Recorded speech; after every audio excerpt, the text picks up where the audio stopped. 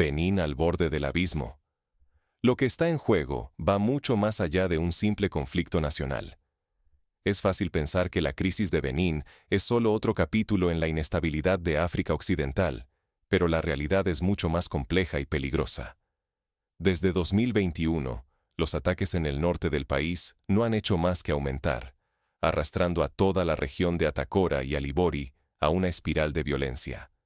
Comunidades desplazadas, víctimas civiles y una presión brutal sobre la capacidad del Estado para proteger a su propia gente. Pero lo más alarmante es que en el momento en que Benín más necesita cohesión, la lealtad militar está fracturada. Soldados que conocen el terreno, que hablan los idiomas locales y que deberían ser la primera línea de defensa, ahora se muestran reacios a cumplir ciertas órdenes, precisamente en las zonas más golpeadas por la inseguridad. Detrás de cada decisión y cada despliegue militar, se entrecruzan fuerzas mucho más grandes que el propio Benín. Alianzas regionales que empujan desde un lado, la influencia persistente de Francia desde otro, y una creciente ola de protestas en Cotonú, con demandas panafricanistas y acusaciones de colaboración con viejos poderes coloniales. El gobierno intenta equilibrar la cooperación con socios occidentales, como Francia y Estados Unidos, y la presión de los bloques del Sahel, que lo califican de peón extranjero y lo convierten en objetivo de propaganda y desestabilización. Pero aquí está el verdadero riesgo. Si se ignoran estas señales, Benín no solo podría perder el control sobre su propio territorio. La fractura militar y la crisis de legitimidad podrían arrastrar a África Occidental hacia una reconfiguración radical de su arquitectura política y económica. El futuro de la región, la autonomía nacional y la reputación de sus líderes están en juego en este preciso instante. Para entender cómo hemos llegado a este punto crítico, primero hay que conocer el contexto histórico y geopolítico que rodea a Benín. Benín, ¿una nación atrapada entre su pasado colonial y un presente de alianzas y rupturas? Para entender la crisis que hoy sacude a Benín y por qué es mucho más que un conflicto interno, primero tenemos que mirar hacia atrás y ver cómo este país llegó a estar en el centro del tablero africano. La huella de la colonización francesa sigue marcando a Benín. En el siglo XIX, durante el reparto de África en la Conferencia de Berlín de 1884, Francia impuso límites, instituciones y, sobre todo, una estructura militar, étnica y religiosa, que todavía define la vida política y social del país. A diferencia de otros vecinos de África Occidental, Benín no ha roto del todo con su pasado colonial. No ha expulsado a las fuerzas francesas, ni se ha sumado al coro antifrancés que hoy domina el discurso público en países como Níger, Mali o Burkina Faso. De hecho, la cooperación con Occidente, sobre todo en temas de seguridad, sigue siendo parte central de la estrategia de supervivencia de Benín frente a las amenazas crecientes desde el Sahel. Pero, ¿por qué esta decisión de mantenerse cerca de Occidente resulta tan controversial dentro y fuera del país? Aquí entra en juego la importancia estratégica de Benín. El puerto de Cotonú, uno de los más activos de África Occidental, es fundamental para las rutas comerciales de la región y para países sin litoral como Níger. Antes del golpe de Estado en Níger en 2023, este puerto era su principal vía de acceso al mundo. Las sanciones económicas impuestas por la CEDEAO tras los golpes en Níger, Burkina Faso y Mali han alterado profundamente los patrones de comercio, y las consecuencias han golpeado fuerte a la economía beninesa. Esta situación ha dejado a Benín en una posición delicada, atrapado entre las presiones de Francia y Occidente, que ven en el país un socio clave en la lucha contra la inestabilidad del Sahel, y el auge de movimientos panafricanos y antioccidentales, que lo acusan de colaborar con una potencia colonial y de traicionar la soberanía africana. Las protestas recientes en Cotonú, aunque no sean masivas, han sido lo suficientemente simbólicas como para revelar el malestar profundo que atraviesa la sociedad. Los manifestantes invocan nombres históricos, ondean banderas panafricanas y sitúan sus reclamos dentro de una narrativa regional, no solo local. Esto vuelve insuficiente cualquier respuesta tradicional basada en concesiones económicas o diálogo político. El conflicto gira en torno a identidad, legitimidad y alineamientos geopolíticos. Mientras tanto, la CEDEAO, que antes servía como árbitro de disputas y garante de normas democráticas en la región, ha perdido buena parte de su autoridad. La crisis de Níger en 2023 fue un duro golpe. Amenazó con intervenir militarmente, impuso sanciones que resultaron poco efectivas, y al final, vio cómo Níger, Mali y Burkina Faso se retiraban para formar su propia alianza regional. Hoy, la CEDEAO carece de la capacidad de imponer su voluntad, y su credibilidad está en entredicho. En este contexto, el gobierno de Benín enfrenta presiones sin precedentes, navegando un entorno geopolítico mucho más incierto y sin las redes de apoyo institucional que existían hace solo unos años. Ignorar la complejidad de estos factores, históricos, económicos y regionales, sería condenar cualquier intento de solución a repetir los errores del pasado. Ahora que comprendemos el tablero, veamos el conflicto central y por qué las soluciones tradicionales ya no funcionan. El corazón de la crisis, cuando el ejército duda y la sociedad exige cambios imposibles. Así se siente hoy Benín, atrapado en una tormenta donde las viejas recetas ya no sirven. Para entender lo que está en juego, miremos primero al norte del país, donde la lealtad del ejército beninés está bajo sospecha. Los soldados conocen el terreno mejor que nadie, pero muchos de ellos desconfían de las órdenes que reciben. Sus dudas ya no solo tienen que ver con cuestiones tácticas, sino con la alineación política de sus superiores, y sobre todo, con la dirección que está tomando el propio Estado. ¿A quién le están sirviendo realmente? ¿A la nación de Benín? ¿A intereses extranjeros? ¿O a una élite centralizada en Cotonou? Esta fractura militar es mucho más que un problema de disciplina. Es una alerta sobre la pérdida de identidad y propósito dentro de las propias Fuerzas Armadas. Pero el ejército no es el único frente abierto. En las calles, las protestas han cobrado una forma impredecible y poderosa. Por un lado, vemos banderas y discursos panafricanistas que piden un futuro soberano, libre de la tutela francesa y de cualquier poder externo. Por el otro, se suman agravios muy locales. Frustración por la falta de oportunidades, por la percepción de un gobierno que escucha poco y concentra demasiado poder. Esta combinación hace que las manifestaciones sean más resilientes y difíciles de abordar para el gobierno. Reprimir el sentimiento panafricanista solo alimenta la narrativa de que Benín es un simple peón francés. Pero abrir el espacio político podría significar perder el control ante una oposición que, hoy, tiene el viento de la historia a favor. El presidente Patrice Talon, desde su llegada al poder, ha intentado proyectar una imagen de modernización. Reducción de la corrupción, apertura a la inversión, avances en indicadores económicos. Nadie niega los resultados. Benín hoy figura entre los países más atractivos para hacer negocios en el África Occidental. Sin embargo, este progreso tiene un costo. El espacio para la política opositora se ha reducido de manera notable. La centralización del poder en el Ejecutivo y los límites a la pluralidad han generado, incluso entre antiguos aliados, acusaciones de autoritarismo. Así, la legitimidad del Estado se vuelve frágil. Para muchos, el desarrollo económico no compensa la pérdida de libertades. El desafío se agrava en el ámbito informativo.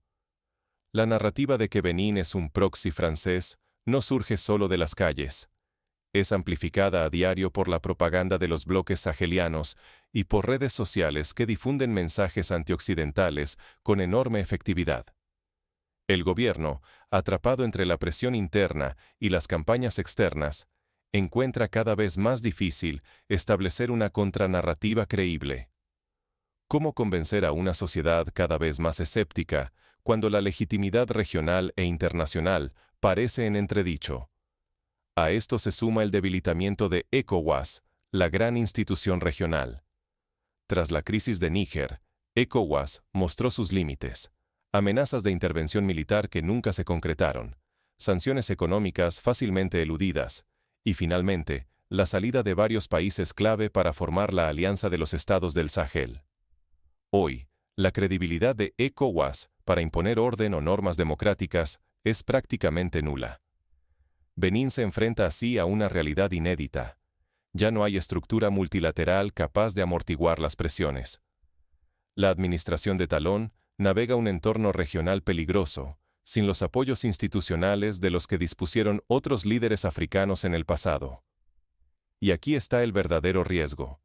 Insistir en las soluciones tradicionales, ya sean de seguridad, diplomáticas o de desarrollo, corre el peligro de profundizar la deslegitimación del Estado.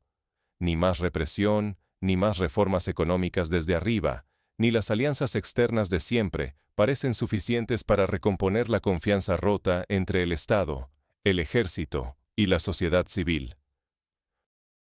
Si no se reconoce que el conflicto atraviesa la identidad, la soberanía y el sentido mismo de pertenencia, cualquier intervención corre el riesgo de avivar más aún la fractura. Entonces, ¿qué caminos quedan abiertos para Benín ante una crisis que desafía todas las reglas conocidas? 3 caminos, todos riesgosos: confrontar, negociar o reinventarse. El futuro de Benín y, en buena parte, de África Occidental, depende de cuál de estas rutas tome el país en este momento crítico. La primera opción es mantener la confrontación, seguir alineado firmemente con Occidente y la CEDEAO. Esto tiene una lógica clara: proteger la integridad territorial, evitar precedentes peligrosos y defender los acuerdos existentes. Pero es una estrategia costosa. Exige al gobierno gestionar una disidencia interna cada vez más activa, apoyándose en un aparato de seguridad cuya lealtad real es incierta. Además, implica renunciar, al menos por ahora, a una normalización económica que reabra los corredores comerciales con vecinos clave como Níger y Burkina Faso. En el fondo, esta postura puede alimentar aún más las tensiones internas si el ejército y la sociedad sienten que se les arrastra a un conflicto que no responde a sus intereses ni identidades. La segunda ruta es la de la aproximación negociada. Buscar el diálogo con la Alianza del Sahel en temas económicos y de seguridad, sin legitimarlos plenamente, pero reconociendo que la presión es real y que se necesita cierto margen de maniobra. Pero este equilibrio es delicado. Los gobiernos militares del Sahel han demostrado que interpretan cualquier concesión como una señal de debilidad y suelen aumentar sus demandas, no reducirlas. Además, para Talon y su equipo, implica arriesgarse a que la opinión pública perciba un giro forzado por la presión social, o incluso que se esté cediendo ante figuras que antes se tacharon de ilegítimas. El riesgo aquí es perder autonomía política y diluir la percepción de soberanía, tanto interna como externa. La tercera opción es la más audaz: redefinir la estrategia nacional y regional. Esto significaría alejarse de las alianzas tradicionales con Francia y Occidente, abrir un canal de diálogo más franco con el bloque saheliano y tratar de posicionar a Benín como un puente entre las dos orillas de la crisis. Ni confrontación total, ni sumisión, sino intermediación. Es una apuesta enorme. Requiere absorber costos en la relación con París y Washington, confiar en que el actual impulso panafricanista sea más que una moda pasajera, y asumir el riesgo de terminar aislado entre bloques rivales si la apuesta sale mal. Pero cualquiera de estos caminos está atado, de forma inseparable, a la crisis de lealtad militar.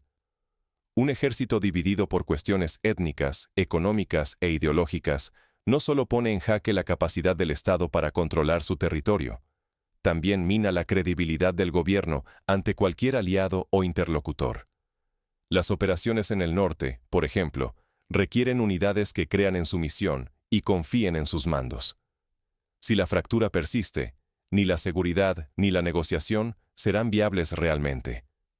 Además, la batalla por la opinión pública y la identidad nacional se libra hoy en las redes sociales y en los canales de comunicación alternativos. Los gobiernos del Sahel y los creadores panafricanistas han sabido usar estos espacios para infiltrarse en la narrativa beninesa, incluso entre los propios militares. El gobierno de Benín, en cambio, sigue hablando en clave diplomática y técnica, sin conectar con el sentir de la calle, ni con las preocupaciones de fondo de quienes están en la primera línea: los soldados y los jóvenes. Así, el mayor peligro no es solo tomar la ruta equivocada, sino no entender que ninguna opción funcionará si no se aborda, primero, la raíz del problema: la crisis de identidad, de soberanía y de legitimidad regional. Una elección mal calculada puede significar el colapso del Estado tal como lo conocemos, o la pérdida definitiva de la soberanía nacional. Entonces, ¿qué lecciones pueden aprender Benín y sus socios internacionales para no repetir errores y evitar una catástrofe regional? El futuro de Benín no se decidirá solo en despachos oficiales. La calle, el ejército y la narrativa pública serán decisivos. Y aquí es donde podemos extraer lecciones prácticas cruciales, no solo para Benín, sino para toda África Occidental, y quienes, desde fuera, pretenden ayudar o influir. La primera urgencia es un diagnóstico honesto de la insatisfacción militar. Los últimos meses han demostrado que ignorar o minimizar los agravios dentro de las Fuerzas Armadas no solo es ingenuo, sino peligroso. No se trata solo de radicales infiltrados o de conspiraciones externas. Hay resentimientos reales, relacionados con identidad, reconocimiento y una sensación de marginación dentro del propio país. Si el gobierno insiste en ver la crisis simplemente como un problema de seguridad o diplomacia, corre el riesgo de aplicar remedios que solo agravan el síntoma y profundizan la enfermedad. El segundo aprendizaje clave es que la batalla por la narrativa es tan importante como cualquier despliegue militar. Hoy, las redes sociales y los medios panafricanistas han logrado lo que las declaraciones oficiales no consiguen: hablarle a la identidad y al orgullo de los benineses, especialmente a los jóvenes y a los soldados. Mientras tanto, la comunicación gubernamental sigue centrada en cifras, promesas económicas y un tono diplomático que no conecta con las emociones, los miedos, ni los sueños de quienes sienten que su país se juega algo mucho más grande. Si el gobierno no aprende a comunicar desde la identidad nacional y la soberanía, cederá el relato a fuerzas externas y opositoras. En el plano internacional, la lección es aún más incómoda. La cooperación tradicional, basada en asistencia militar, programas de gobernanza y acuerdos económicos, ha mostrado sus límites en Benín.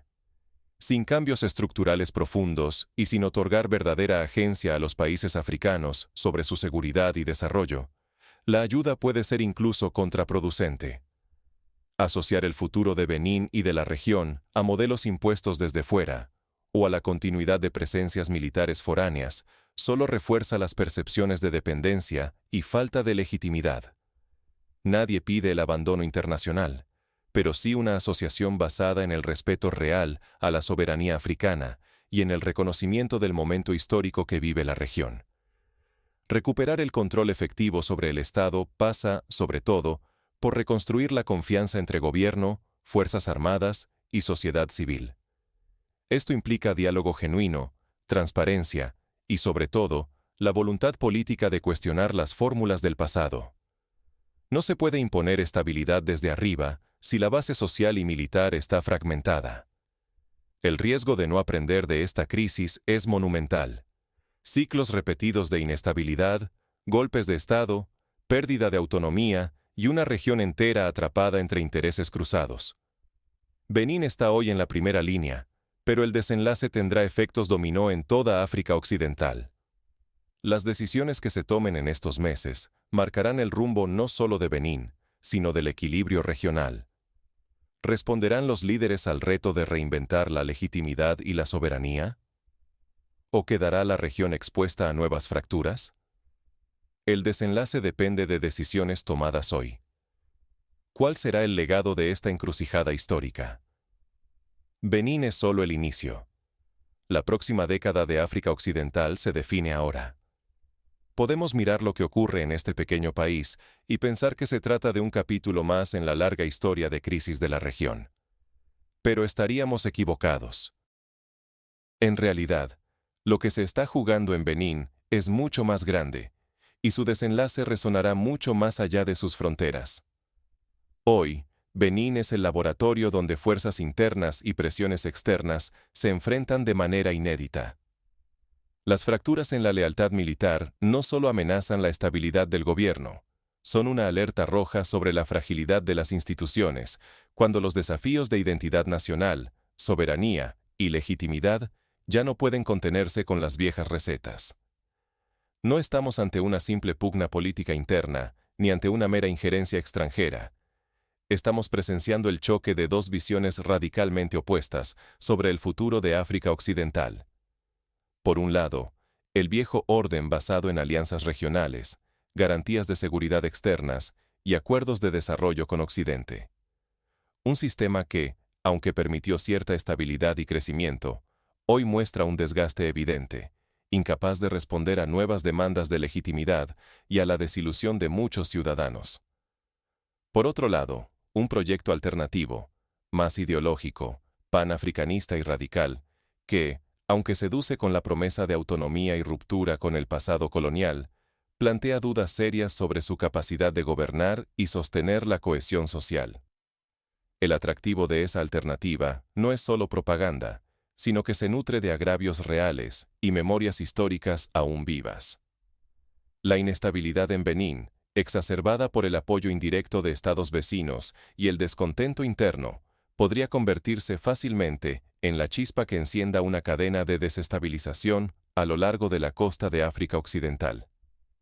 Y aquí está el verdadero riesgo.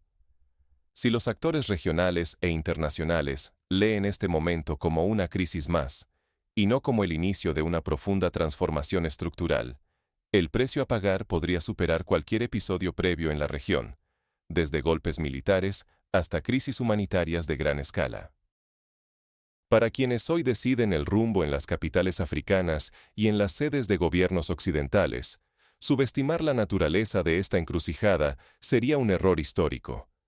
Las respuestas tradicionales, más diplomacia, más ayuda, más entrenamiento militar, se quedan cortas si no se comprende que lo que está en juego es la redefinición de la soberanía, la legitimidad y el contrato social en toda África Occidental. Así que, como espectadores, ciudadanos o responsables de políticas, la pregunta es inevitable. ¿Seremos capaces de reconocer que el futuro se está escribiendo aquí y ahora, en la batalla por el alma de Benín? ¿O miraremos hacia otro lado, repitiendo los errores de quienes no supieron ver la magnitud de los cambios en marcha? En definitiva, lo que ocurra en Benín será el prólogo de la nueva narrativa africana.